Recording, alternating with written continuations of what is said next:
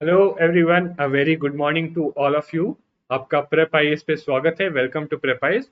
तो आज है 15 सितंबर और आज के टारगेट्स मैं आपको दे रहा हूं। पर उससे पहले एक मोटिवेशनल कोट आपके लिए। देखिए, कल हमने बात की थी चैलेंजेस की, और जब हमारे सामने चैलेंजेस आते ना, तभी हमारा मन करता है कि हम गिव अप कर दें। राइट। जब तक चैलेंजेस नहीं आएंगे तब तक तो हम करते रहते मन। पर जैसे ही चैलेंजेस आते तब हमारा मन करता है गिव अप करने का। तो ऐसे केस में मैं कहना चाहता हूं आपसे that do not give up. कभी गिव अप नहीं करना, क्योंकि कोई भी बड़ा काम या बड़ा टारगेट आप रख रहे हो, any great thing you want to do will take time. कोई भी बड़ी चीज में टाइम लगता है। अगर एग्जांपल दूं मैं, आप जो चीजें पढ़ रहे हो, अगर हिस्ट्री की बात करें हम, तो गांधी जी ने कभी गिव अप नहीं किया।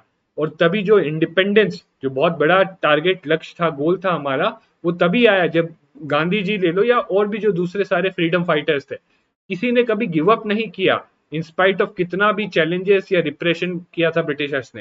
राइट। तो इसीलिए अपनी प्रिपरेशन में भी जो भी चैलेंजेस आ रहे हैं उनको फेस करना है, उनको जो है रिजॉल्व करना है, गिव अप नहीं करना। ठीक है।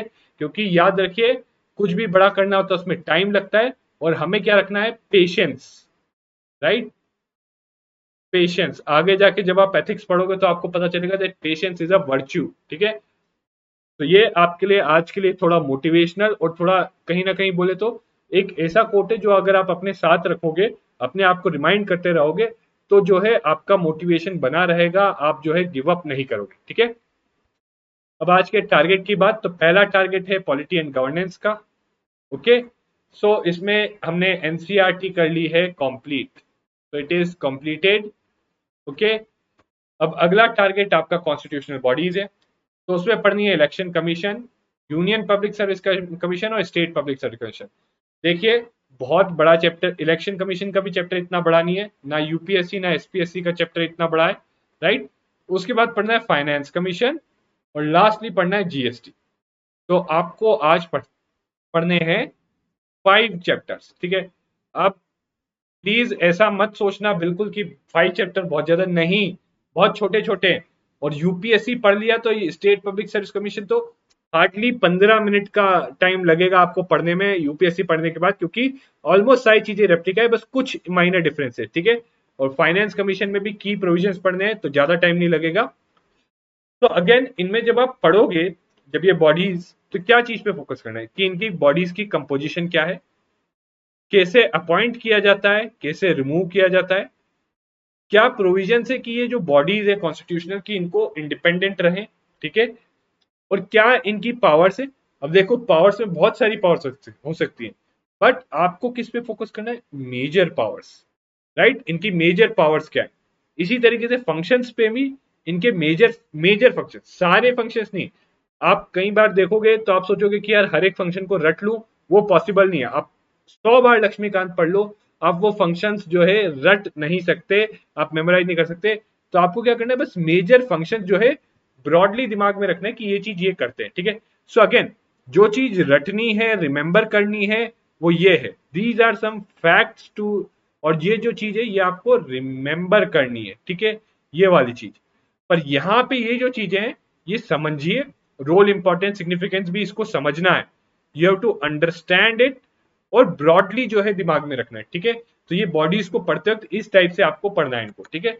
तो आपका टारगेट है ये 5 बॉडीज पढ़ना, 42 to 46। ओके। और आपका जो है मतलब जब पढ़ते वक्त ये चीजों का ध्यान रखिएगा। ठीक है।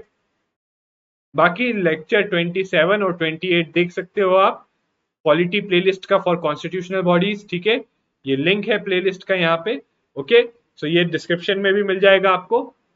इसके बाद दूसरा टारगेट आपका है करंट अफेयर्स। तो डेली न्यूज एनालिसिस देखना है आपको। ठीक है। इंपॉर्टेंट आर्टिकल्स पढ़ने हैं हिंदू से। और जून जून इकोनॉमी सेक्शन जो है मंथली मैगजीन, वो आपको पढ़नी है। You have to read the monthly magazine. अब जून, कल तक हम मई खत्म कर रहे थे, 3 दिन दे दिए आपको मई के लिए। अब आपको जो है जून का इकोनॉमी सेक्शन पढ़ना है। एंड अगेन पढ़ते वक्त याद रखिए, लिंक डायनामिक विद स्टैटिक, यानी कोई भी डायनामिक चीज हुई उसका स्टैटिक रिलेटेड भी चीज आप पढ़िए। ठीक है। लास्टली, ऑप्शनल सब्जेक्ट को प्लीज इग्नोर नहीं करना। इसको डेली जो है एट लीस्ट 1 आवर तो दीजिए, और 2 आवर्स दे सकते हैं तो that would be better. So 1 to 2 hours daily दीजिए अपने ऑप्शनल सब्जेक्ट को, ठीक है। बाकी जो बेसिक रिमाइंडर्स है वो यही है आपके लिए, प्रीवियस ईयर क्वेश्चन आपको देखते रहना है और जो भी पढ़ो उसको सिलेबस से रिलेट करते रहना है, ठीक है। अदर सजेशन सेम है आपके लिए, 8 आवर्स पढ़ना है, बैकलॉग है तो एक्स्ट्रा टाइम देना पड़ेगा, राइट। अगर बर्नआउट फील हो रहा है, मतलब ऐसा हो रहा है कि आप कितना भी कोशिश कर रहे हो पढ़ नहीं पा रहे हो, तो सर्टेनली फिर उस पॉइंट ऑफ टाइम पे आपको ब्रेक लेना पड़ेगा। बट अब कितना ब्रेक लेना है, ये कोशिश करना कि ब्रेक कम से कम रहे, ताकि फिर जो है आप रिजुविनेट होके फिर से फुल जो है फोकस के साथ आप फुल जो उसके कंसंट्रेशन के साथ आप पढ़ाई कर सको। And lastly, do mention your progress in comments, please बताइए आप टारगेट्स कर पा रहे हो या नहीं कर पा रहे हो, ठीक है। और कोई भी डाउट है तो कमेंट्स में पूछिए। स्टडी फॉर यूपीएससी पे आप मेल कर सकते हो, गूगल डाउट फॉर्म है डिस्क्रिप्शन में, उसमें लिख सकते हो, और ये जो पीडीएफ है ये आपको डिस्क्रिप्शन में मिल जाएगी, ठीक है। So this is the target for you for today. Please पूरी कोशिश करिए एंड रिमेंबर दिस कोट, जब चैलेंजेस फेस कर रहे हो, जब पढ़ने का मन नहीं कर रहा या जब गिव अप करने का मन करे, तो प्लीज रिमेंबर दिस कोट कि never give up, great things take time, ठीक है guys। So with this I am ending this daily guidance session and see you again tomorrow।